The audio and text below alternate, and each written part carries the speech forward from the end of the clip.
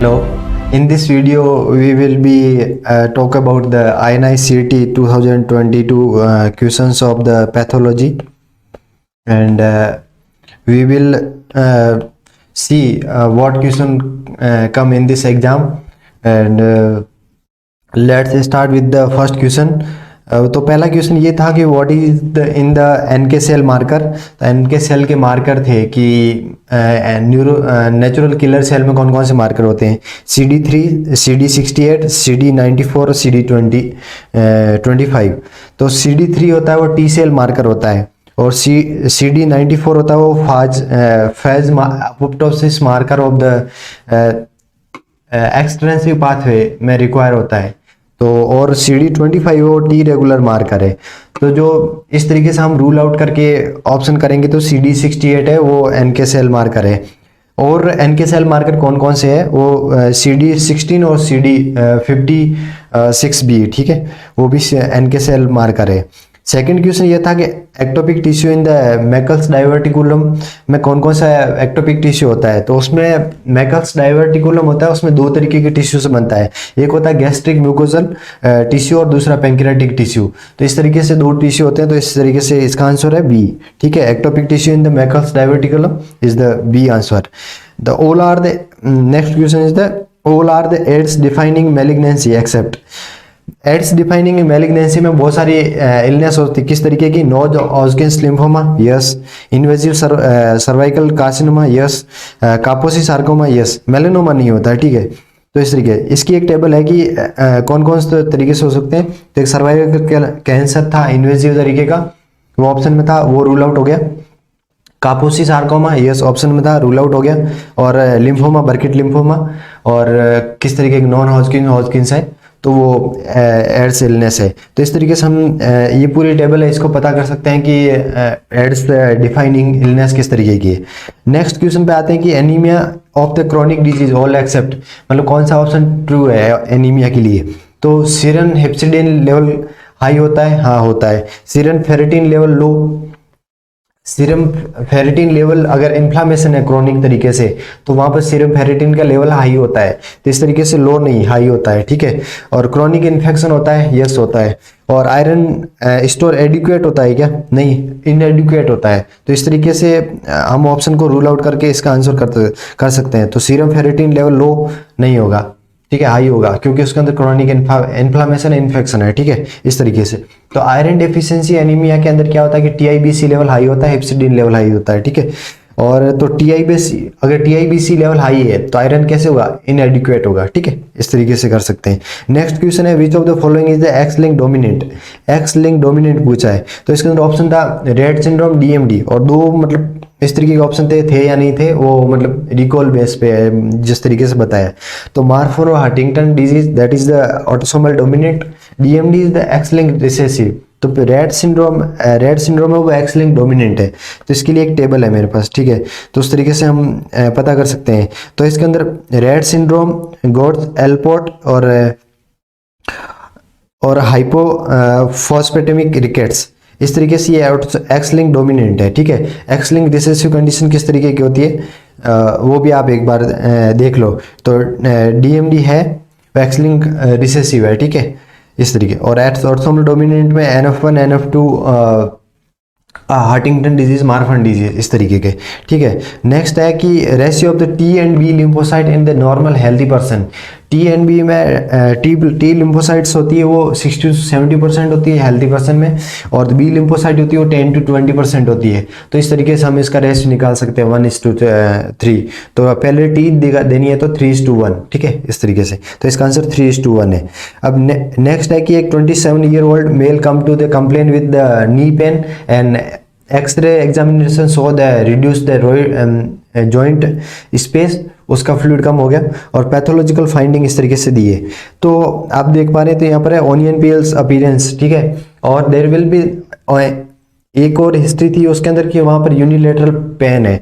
तो और onion peels appearance है, ओनियन पील्स अपीयरेंस और द यूनिलेटरल पेन, ये एक लाइम डिजीज आर्थराइटिस को इंडिकेट करता है। तो इसका आंसर है लाइम डिजीज आर्थराइटिस, ठीक है, लाइम आर्थराइटिस। नेक्स्ट है neuro secretory body are seen in all except. Neuro secretory body क्या होती है कि वो उसके अंदर न्यूरो सिक्रेटरी एंजाइम्स होते हैं, ACTH है, VIP, इस तरीके के एंजाइम। वो क्या करते हैं, न्यूरो एंडोक्राइन ट्यूमर प्रोड्यूस करते हैं।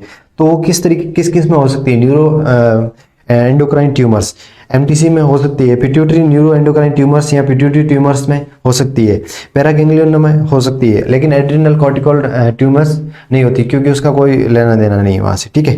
तो इस तरीके से इसमें नहीं हो सकती। और नेक्स्ट है कि blood transfusion required donor screening of the except. 3-4 exam में इस तरह के क्वेश्चन आ गया कि मतलब ब्लड ट्रांसफ्यूजन में कौन कौन से स्क्रीनिंग की रिक्वायर्ड होती है। तो इसमें कौन से HBV, हाँ HBV, HIV, SCV और मलेरिया और सिफिलिस की जांच होती है, ठीक है, स्क्रीनिंग टेस्ट होते हैं। तो उसके अंदर क्या, सिफिलिस के लिए हम VDRL टेस्ट करते हैं, मलेरिया के लिए कार टेस्ट करते हैं, बाकी के लिए CBC से पता चला देते हैं, ठीक है, कंप्लीट में। लेकिन डेंगू की स्क्रीनिंग कोई रिक्वायर्ड नहीं होती है, क्योंकि वो एक वायरल इन्फेक्शन है और वो फैलता नहीं है, ठीक है, वायरल डिजीज है। तो इस तरीके से अब नेक्स्ट क्वेश्चन था, which is the familial disease. Familial और स्पोरेडिक डिजीज का वो जो टिपिकल है वो रेटिनोब्लास्टोमा में। तो रेटिनोब्लास्टोमा है वो उसमें 13q14 क्रोमोसोम एनोमलीज होती है, और ये एक फेमिलियल और स्पोरेडिक डिजीज है, ठीक है। तो इसका आंसर हो गया ए, रेटिनोब्लास्टोमा, ठीक है। What is the not seen in the pleomorphic adenoma. तो प्लियोमॉर्फिक एडिनोमा में क्या नहीं दिखता है, केराटिन पल्स नहीं दिखता है, मायोब्लास्ट दिखता है, कॉन्ड्रोइड मिक्सोमा दिखता है और पेरीन्यूरल इन्वेजन भी दिखता है, लेकिन केराटिन पल्स नहीं दिखता है, क्योंकि ये एक स्क्वैमस सेल कार्सिनोमा में दिखता है, ठीक है। तो इस तरीके से। और डिफरेंशियल इफेक्ट सेम जीन, एक ही जीन अलग अलग इफेक्ट बता रही है, तो ये इस जीन को क्या बोलते हैं। तो इसके लिए मोज़ेकिज्म नहीं, और क्या जीनोमिक इम्प्रिंटिंग का मतलब होता है कि एपिजेनेटिकल फिनोमेना दिखाती है। एपिजेनेटिकल फिनोमेना मीन्स एक ही जीन है, जैसे मेल और फीमेल में वो सेम जीन अलग अलग इफेक्ट दिखाती है। जैसे क्रोमोसोम जो नंबर 15 पे एक जीन होती है जो अलग अलग इफेक्ट दिखाती है, लाइक एंजलमैन सिंड्रोम और प्राडर-विलाई सिंड्रोम। तो एक में पैटर्नल डिलीशन करती है, एक मैटरनल डिलीशन करती है। इस तरीके से same gene have the different action, okay, in the male and female. तो इसको बोलते हैं जीनोमिक इम्प्रिंटिंग या एपिजेनेटिकल फिनोमिना बोलते हैं, इस तरीके से। तो नेक्स्ट क्वेश्चन देखो, a 60-year-old female complain with fatigue dyspnoea and the haemoglobin उसका 6 है। तो ये इस तरीके हिस्ट्री है, तो इससे आयरन डेफिशिएंसी एनीमिया की डायग्नोसिस होती है। और आयरन डेफिशिएंसी एनीमिया में क्या होता है, माइक्रोसाइटिक हाइपोक्रोमिक होता है, लेकिन यहाँ पर विटामिन B12 क्यों नहीं है डायग्नोस में, क्योंकि विटामिन B12 में क्या होता है, मैक्रोसाइटिक 100 से ज्यादा होती है MCV, मैक्रोसाइटिक और नॉर्मोक्रोमिक होता है उसमें, ठीक है। वो होता है विटामिन B12 मैक्रोसाइटिक और नॉर्मोक्रोमिक होता है। आयरन डेफिशिएंसी एनीमिया माइक्रोसाइटिक और हाइपोक्रोमिक होता है। तो इस तरीके से हम पता लगा सकते हैं। नेक्स्ट है a boy with the low platelet and melanoma and ectopic dermatitis, what is the diagnostic investigations. तो ये एक इस तरीके की है कि अगर मेलेना और एटोपिक डर्मेटाइटिस आया तो ये एक विस्कोट एल्ड्रिच सिंड्रोम को इंडिकेट करता है। किस तरीके से, विस्कोट एल्ड्रिच सिंड्रोम होता है, उसकी ट्रायड होता है, उसमें क्या होता है, थ्रोम्बोसाइटोपेनिया, लो प्लेटलेट होती है, और एक्जेमा होता है, ectopic dermatitis, allergy 1 type 1 hyper sensitivity, ठीक है। और एक है इन्फेक्शन, इम्यूनो डेफिशिएंसी होती है। इस तरीके से ये विस्कोट एल्ड्रिच ट्रायड्स होता है। इस तरीके से हम पता करा सकते हैं। तो विस्कोट एल्ड्रिच ट्रायड के अंदर जो जीन म्यूटेशन होता है वो वास्प जीन का म्यूटेशन हो जाता है, ठीक है। इस तरीके से हम कर सकते हैं। और इस क्वेश्चन के अंदर एक और हिस्ट्री थी, वो थी मल्टीपल पैकाई, ठीक है, मल्टीपल पैकाई भी हिस्ट्री थी। इस तरीके से ये विस्कोट एल्ड्रिच को डायग्नोस करता है, उसके लिए वास्प जीन म्यूटेशन हो जाता है उसकी वजह से, ठीक है। Next question, in pregnancy what coagulation factor are the decrease. देखो कौन कौन से कोगुलेशन फैक्टर इंक्रीज होते हैं, तो फिर हम रूल आउट कर देंगे। इंक्रीज होते हैं 1, 7, 8 और 10 आर द इंक्रीज होते हैं, ठीक है। जो बाकी बच गए वो डिक्रीज होते हैं, ठीक है। नहीं, ये डिक्रीज होते हैं 1, 7, 8, 10 ये इंक्रीज होते हैं, और इसके अलावा जो बच गए वो डिक्रीज होते हैं, तो इसके अंदर 2 होता है वो डिक्रीज होता है, ठीक है, इस तरीके से। और the banding technique use in the dicentric chromosome, कौन कौन सी बेंडिंग टेक्निक यूज होती है? बेंडिंग टेक्निक 3-4 होती है, GCR तीनों यूज होती है। और इसमें से क्वेश्चन में पूछा गया था मोस्ट कॉमन कौन सी यूज होती है, तो मोस्ट कॉमन है जी में Giemsa banding is the most common technique use in the dicentric chromosome, ठीक है। और अगला क्वेश्चन है which is not part of the innate immunity. Innate immunity में किसकी नहीं होती? इन्नेट इम्यूनिटी टी सेल, ठीक है, टी सेल लिम्फोसाइट्स।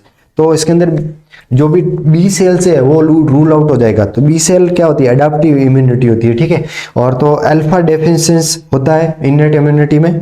और डेल्टा गामा टी लिम्फोसाइट्स ये क्या करता है कि जीआईटी म्यूकोसम होती है और ये इन्नेट इम्यूनिटी करवाती है, ठीक है। और लेक्टिन पाथवे, हाँ, ये भी इन्नेट इम्यूनिटी के द्वारा प्रोड्यूस हो जाता है। तो इसका आंसर क्या है? बी लिम्फोसाइट्स, ठीक है। इस तरीके से कर सकते हैं। अब है टोलुडिन स्टेंस। टोलुडिन स्टेंस क्या करती है कि उसके अंदर वो बहुत सिंपल सा क्वेश्चन है। इसके अंदर मास्ट सेल या बेसोफिलिक सेल्स है उसको स्टेन करती है, वो टोलुडिन करते हैं, ठीक है। टोलुडिन इस तरीके का होता है, ठीक है। तो टोलुडिन स्टेन करता है मास्ट सेल को, ठीक है, बेसोफिलिक सेल को। Cell in cell appearance seen in the, ये किसके अंदर होता है? ये एक मतलब एक टर्म है कि सेल एंड सेल, एक ही छोटी सेल है और एक ये बड़ी सेल है, ठीक है। तो इस तरीके से जो बड़ी सेल होती है,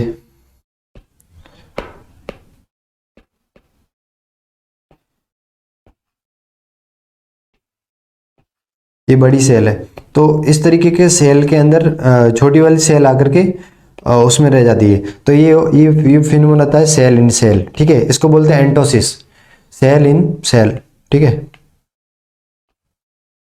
तो इस तरीके से नेक्स्ट क्वेश्चन है 15 year old boy with lesion in the tibia and diaphysis lesion है उसके अंदर। और उसके अंदर क्या है? पेरियोस्टियल रिएक्शन हो रहा है, पेरियोस्टियल रिएक्शन हो रहा है और उसका हिस्टोपैथोलॉजिकल एग्जामिनेशन किया तो इस तरीके का आपको देखने को मिला। ये इस तरीके का क्या है? स्मॉल राउंड सेल है, स्मॉल ब्लू राउंड सेल है, ठीक है। तो small round blue cells are typically seen in the Ewing sarcoma. Ewing sarcoma में, और जो उसकी जो बोन होती है, एक्सरे, उसका एक्सरे लेते हैं तब उसके अंदर ओनियन पील्स अपीयरेंस मिलता है उसके एक्सरे के अंदर, बोन के अंदर।